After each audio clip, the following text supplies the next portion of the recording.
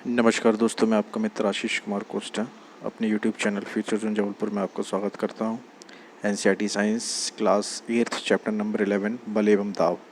इस चैप्टर में हम पढ़ेंगे कि बल क्या होता है, दाब क्या होता है, बल दाब में क्या संबंध है, कितने प्रकार के बल होते हैं, किस प्रकार कार्य करते हैं। तो सबसे पहली चीज़ है बल के जो हम दैनिक जीवन में हमारे आसपास जो एग्जाम्पल देखते हैं। देखिए, बहुत से एग्जाम्पल्स होते हैं। कोई वस्तु जो गति कर रही है वो गति क्यों करती है। जैसे एक बॉल अगर रखी हुई है तो बॉल में मूवमेंट कैसे होता है, तो उसमें कहीं ना कोई एक्टिविटी होती है, या आप उसको किक करते हो या हाथ से उठा के फेंकते हो।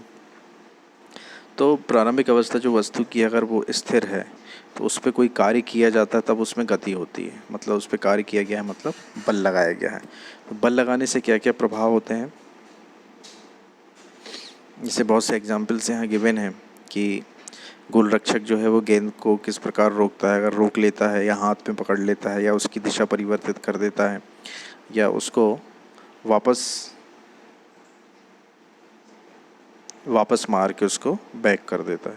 तो ये सारे इफ़ेक्ट हैं जो बल के द्वारा होते हैं। इसके पश्चात है बल के प्रकार हैं। बल में अपकर्षण और अभिकर्षण है। तो जो बल से संबंधित क्रियाएं हैं, जैसे उठाना, खोलना, बंद करना, ठोकर मारना, हिट करना, प्रहार करना, धक्का देना, खींचना, ढकेलना, ये ऐसे कार्य हैं जिसमें बल का प्रयोग किया जाता है और प्रत्येक कार्य में वस्तु की गति में परिवर्तन लाया जाता है। अब इसमें हमको ये देखना है कि एक्चुअल में होता क्या है। तो देखिए, आगे एक टेबल हमको गिवन है। यहाँ देखिए ऐसे कार्य हमको शो किए गए हैं जिसमें हमको बल के बारे में देखना है। अब ये टेबल हमको गिवन है जिसमें कि हमको अपकर्षण और अभिकर्षण बल के बारे में देखना है। तो कुएं से बाल्टी खींचते हैं तो हम उसको अपनी तरफ खींचते हैं। फुटबॉल का खिलाड़ी जब किक मारता है तो वो बॉल को अपने से दूर भेजता है। इसी तरीके से क्रिकेट का बल्लेबाज जब बॉल पर प्रहार करता है तो वही बॉल को अपने से दूर भेजता है। तो इस प्रकार बल जो है वो दो प्रकार से लगाया जाता है, या तो वस्तु को अपनी तरफ खींचा जाए या वस्तु को अपने से दूर ढकेला जाए।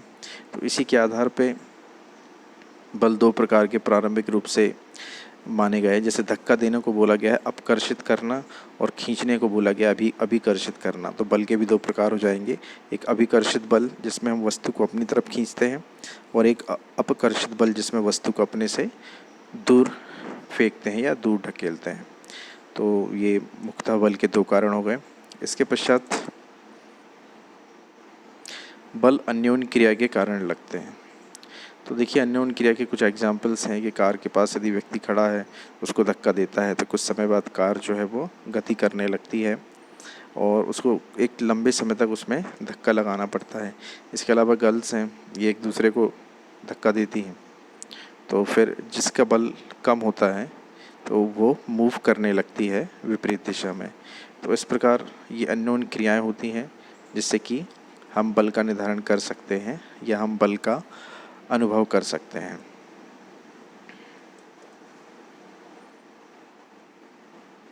जैसे व्यक्ति गाय को खींच रहा है, लड़कियां एक दूसरे को खींच रही, ये सारी क्रियाओं द्वारा बल का अनुभव हो जाता है।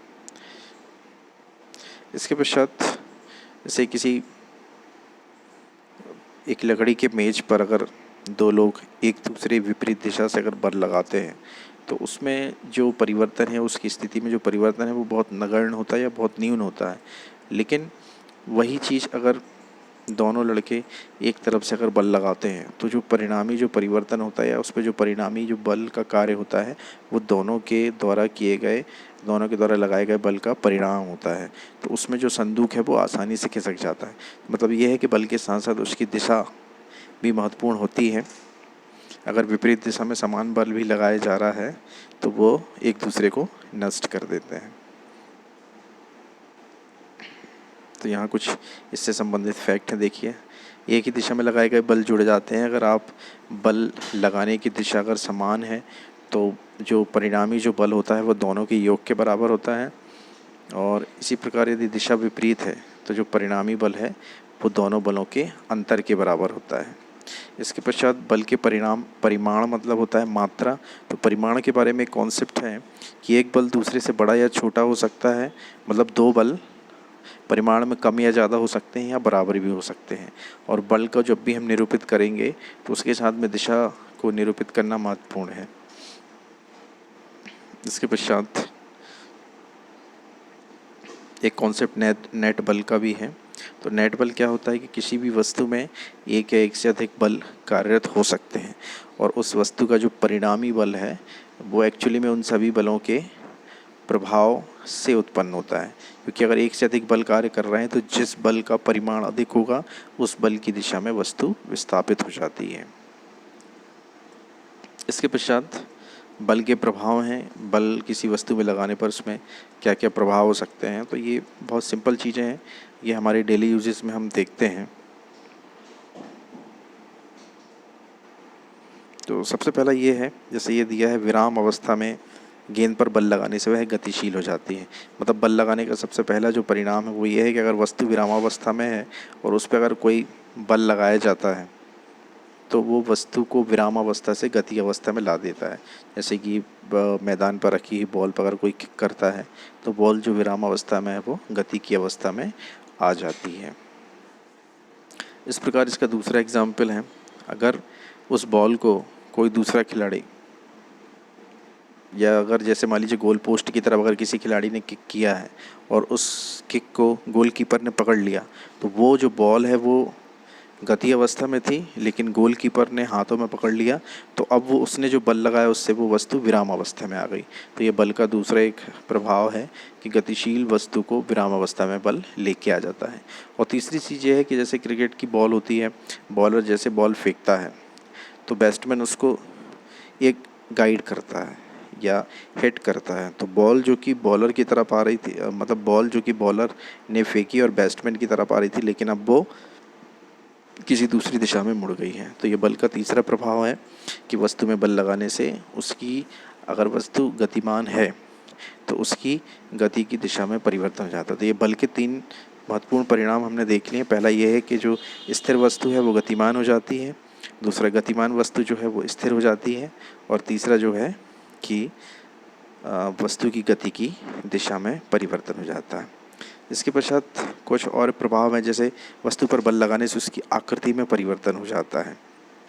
अब आकृति में परिवर्तन को हम इस तरह से देख सकते हैं कि कोई भी बॉल या कोई भी ऐसी वस्तु जो कि हल्की है और किसी धातु से नहीं बनी हुई है, उसको अगर आप धातु की किसी चीज़ से पीटते हैं, जैसे लोहे का एक तार है, उसको आप चाहो तो आप मोड़ के उससे अलग अलग तरह की आकृति बना सकते हो। तो एक तार जो कि एक सीधा है, लेकिन उसको अगर आप बल लगाओगे तो आप उसको गोल आकार में बदल सकते हो, चौकोर में, त्रिकोण में बदल सकते हो। तो बल का ये प्रभाव भी है कि बल लगाने से वस्तु की आकृति में परिवर्तन हो सकता है। तो इस प्रकार ये कंक्लूज़न हम यहाँ ले सकते हैं कि वस्तु में बल लगाने से क्या होता है। तो बल लगाने से वस्तु विराम अवस्था से गति अवस्था में आ सकती है, गति अवस्था से विराम अवस्था में आ सकती है, उसकी चाल में परिवर्तन आ सकता है, गतिशील वस्तु की दिशा में परिवर्तन आ सकता है, वस्तु की आकृति में परिवर्तन आ सकता है। तो ये सारे प्रभाव एक साथ या कुछ एक उत्पन्न हो सकते हैं। अब इसके पश्चात हमको देखना है बल के प्रकार हैं। देखिए, मुख्यतः बल को दो प्रकारों में बांटा गया है और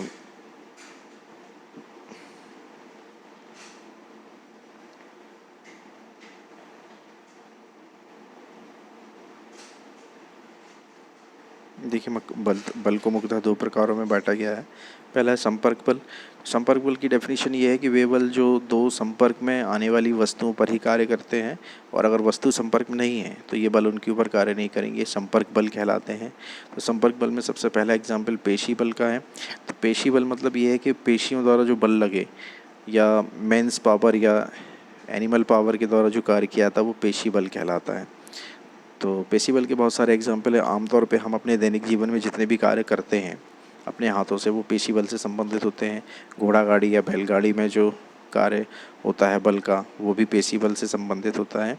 तो सीधी बात है कि मांसपेशियों की क्रिया द्वारा जो बल लगाया जाए वो पेशी बल कहलाता है।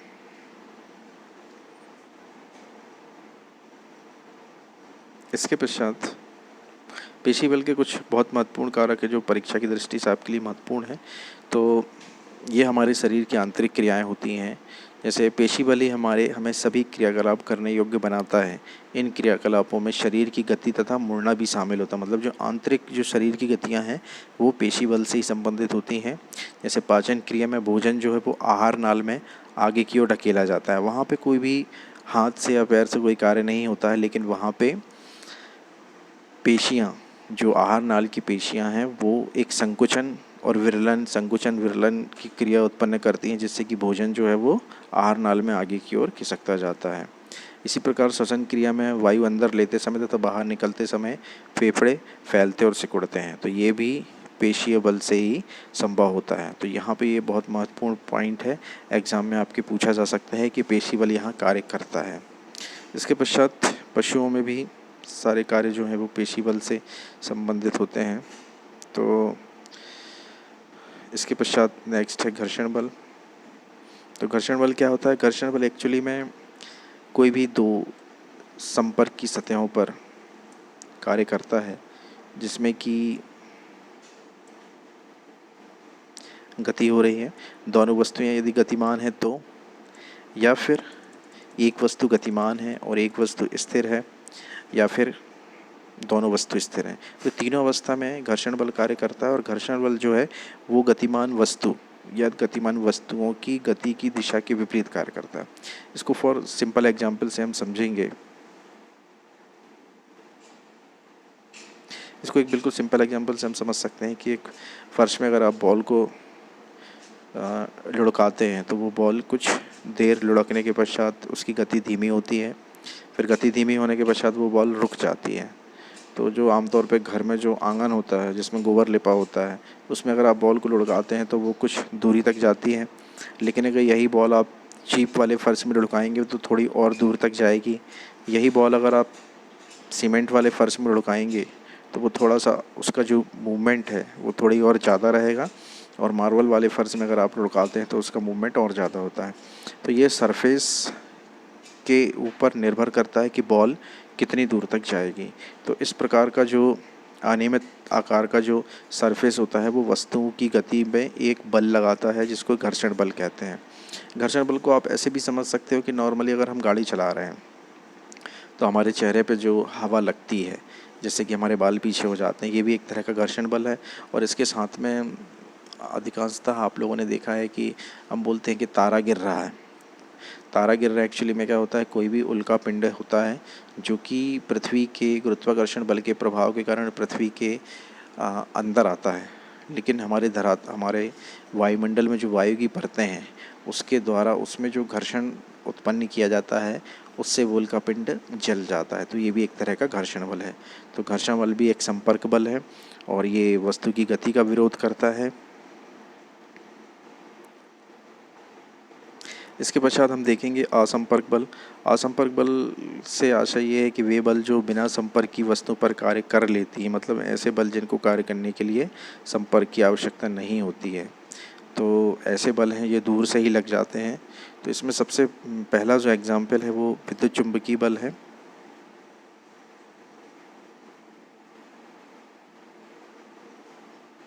पहला एग्जाम्पल इसमें चुंबकीय बल है। तो चुंबकीय बल के बारे में देखिए कि कोई भी जो चुंबक होती है वो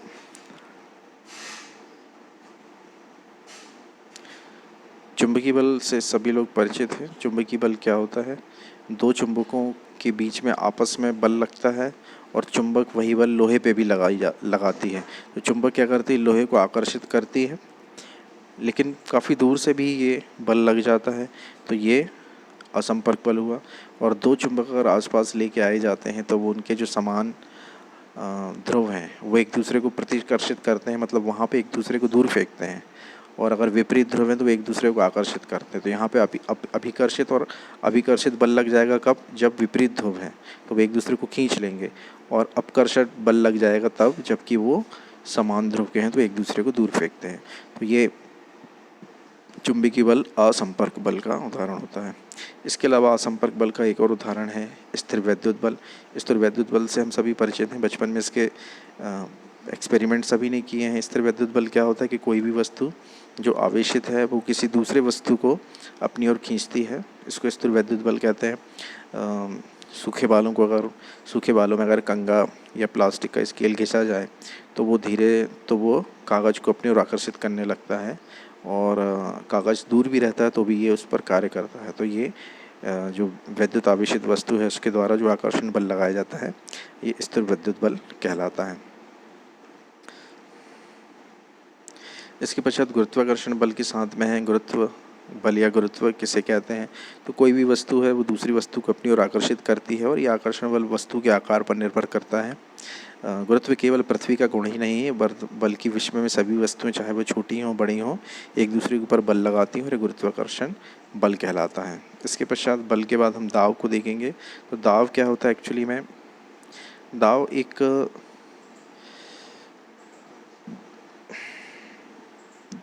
एक अनुपात होता है जो कि बल की मात्रा और लगने वाले क्षेत्रफल पर निर्भर करता है। तो किसी एकांक क्षेत्रफल पे जो बल लगता है उसको दाव कहते हैं।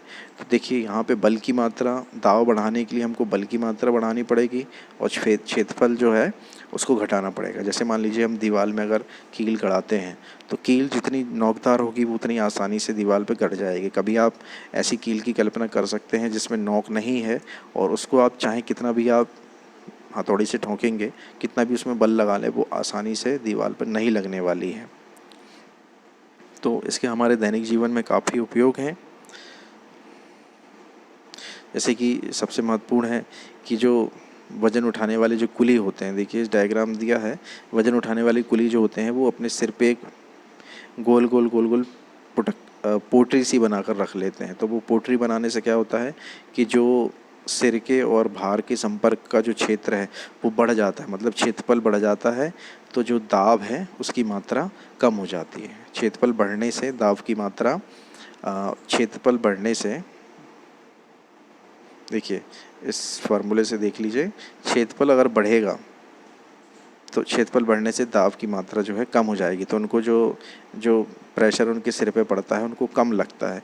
इसी तरीके से क्षेत्रफल अगर हम घटा देंगे तो दाब की मात्रा बढ़ जाएगी। तो कील में हम क्या करते हैं, कील नुकीली होती है तो उसमें हम क्षेत्रफल घटाते हैं और जो कुली होते हैं वो क्या करते हैं, सर पे पोटली रखते हैं जिससे कि दाब की मात्रा कम हो जाती है।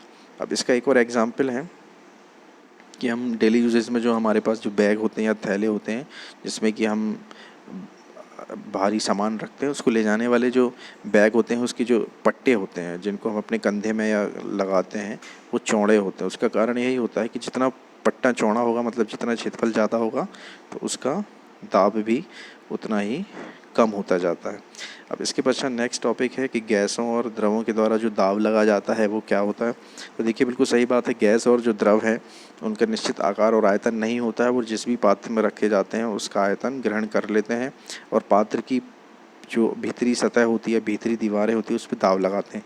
इसका बिल्कुल सिंपल एग्जाम्पल है कि आप किसी गुब्बारे में अगर पानी भरेंगे तो आप पानी भरते जाइए, गुब्बारे का आकार बढ़ता जाएगा और गुब्बारा जो है अगर आप उसको रखते हो तो वो अलग समझ में आता है कि वो द्रव के अनुसार, अगर आप उसको हिलाते हो तो वो द्रव के गति के अनुसार उसमें भी मूवमेंट होती है।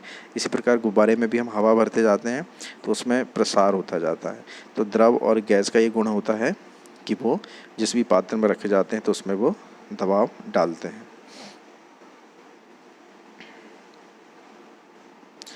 अच्छा, इसमें एक चीज़ और है कि जैसे बॉटल है, अगर बॉटल में आप कोई द्रव भरते हो तो बॉटल में द्रव का दबाव कहाँ सबसे ज़्यादा होगा, तो जो कोई निचली सतह होगी वहाँ पे दबाव ज़्यादा होता है। इसको देखने के लिए एक्सपेरिमेंट किया जाता है कि पानी की बॉटल में आप पानी भरने के बाद उसमें कुछ आप छेद कर दीजिए अलग अलग स्थान पे और फिर जैसी बॉटल भर जाती तो उन छेदों में आप कोई चीज़ ऐसी लगा के रखिए जिससे कि वो छेद बंद रहे और एक साथ उन छेदों को आप खोल दीजिए या अलग अलग करके खोलिए। तो आप देखेंगे कि जो सबसे निचला छेद है उससे जो पानी गिर रहा है वो सबसे दूरी तक जाता है, क्योंकि वहाँ पे जो इस पूरी बॉटल की जो पानी का दबाव है सबसे ज़्यादा होता है। इसके पश्चात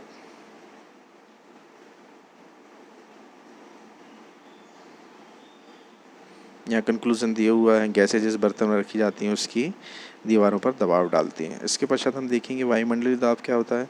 तो देखिए हमारे चारों तरफ वायु का आवरण है जिसको हम वायुमंडल कहते हैं और वायुमंडल की परतों के द्वारा जो दाब डाला जाता है उसको वायुमंडलीय दाब कहते हैं। और जो हवाओं की गति होती है वो वायुमंडलीय दाब के अकॉर्डिंग ही रहती है। जहाँ पे वायुमंडलीय दाब कम होता है तो वहाँ पे जिन स्थानों में वायुमंडलीय दाब ज़्यादा है वहाँ से हवाएं उस दाब को मेंटेन करने के लिए जाती हैं। इससे आंधियाँ, तूफान और हवाएं चलती हैं और जो पवनें उत्पन्न होती हैं उसी कारण से उत्पन्न होती हैं। तो एक्चुअली में वायुमंडलीय दाब क्या होता है? तो अगर इकाई क्षेत्रफल हम मान लें, देखिए इसको यहाँ से देखेंगे,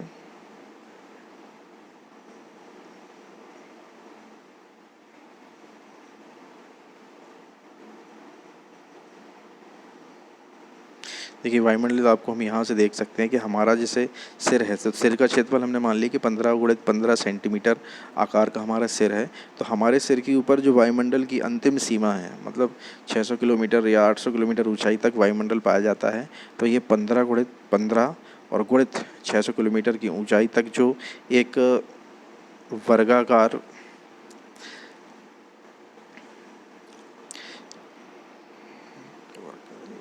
वर्ग नहीं, ये घन, ये आयताकार जो एक बॉक्स बन रहा है, तो इस बॉक्स में जो वायुमंडलीय दाब है या हमारे सर के ऊपर जो वायुमंडलीय दाब है, इसका मान होता है 225 किलोग्राम। तो ये एग्ज़ाम के पॉइंट ऑफ व्यू से बहुत महत्वपूर्ण है कि 15 × 15 सेंटीमीटर क्षेत्रफल के क्षेत्रफल पर जो वायुमंडलीय दाब लगता है वो 225 किलोग्राम के पिंड के भार के बराबर होता है या फिर 2250 न्यूटन के बराबर होता है। मतलब प्रत्येक व्यक्ति के सर पे इतना वायुमंडलीय दाब होता है। लेकिन उसका हमारे ऊपर प्रभाव इसलिए नहीं पड़ता है क्योंकि शरीर के अंदर जो वायुमंडलीय दाब है वो इस दाब के बराबर होता है, इसलिए व्यक्ति को इसका एहसास नहीं होता है। हाँ, लेकिन जब हम ऊंचाई पर जाते हैं तो वहाँ पे धीरे धीरे वायुमंडलीय दाब का मान कम हो जाता है और हमारे शरीर के अंदर वायुमंडलीय दाब का मान अधिक होता है। इसलिए जो पर्वतारोही होते हैं उनको नाक से सांस लेने में प्रॉब्लम्स आती है, कभी कभी नाक से खून भी निकल आता है। तो इसी कारण से होता है क्योंकि धीरे धीरे ऊंचाई पर जाने पे वायुमंडलीय दाब का मान कम हो जाता है। तो इस चैप्टर में इतना ही। ये महत्वपूर्ण तथ्य जो हमने देखे हैं, वायुमंडलीय दाब क्या होता है, संपर्क बल क्या होते हैं, स्थिर वैद्युत बल क्या होते हैं, बल क्या होता है, घर्षण क्या होता है, गुरुत्वीय बल क्या होता है, गुरुत्व क्या होता है। गुरुत्व वह गुण होता है जिससे के द्वारा जो कोई भी दो वस्तुओं पर लगता है जिससे वस्तु एक दूसरे की ओर आकर्षित होती हैं। फिर इसके बाद अभिकर्षण बल में वस्तु अपनी ओर खींचती है बल लगाकर और अपकर्षण बल में वस्तु अपने से दूर करती है। तो इस चैप्टर में आपके लिए इतना ही। अगर आपको कॉन्सेप्ट पसंद आए हैं तो आप मेरे चैनल को लाइक और सब्सक्राइब कर सकते हैं। धन्यवाद।